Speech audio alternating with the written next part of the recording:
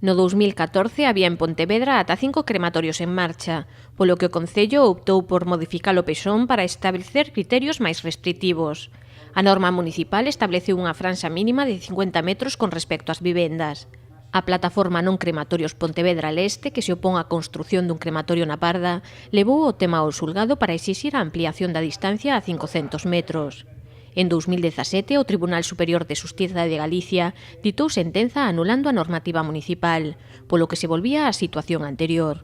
Que con esta situación os máis perxudicados son os propios veciños reclamantes, non? É dicir, eles reclaman porque queren, é dicir, entenden que é necesaria unha distancia maior, co cual van contra a aprobación parcial, da modificación parcial do planeamento, e resulta que agora o que se consigue é que non haxa ningunha distancia para poder ubicar estas instalacións.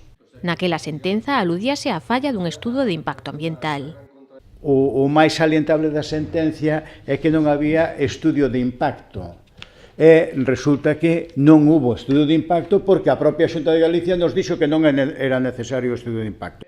O Concello recorreu ao Supremo en xaneiro do 2018. Ca providencia ditada agora polo Alto Tribunal inadmitindo este recurso, a día de hoxe podería construirse un crematorio en calquera punto da cidade, incluso ao lado de vivendas.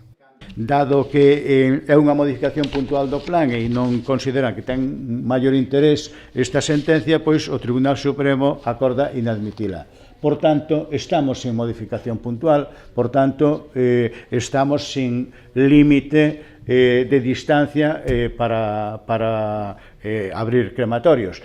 Os servizos técnicos do Concello terán que estudar agora a maneira de evitar a proliferación deste tipo de instalacións no casco urbano.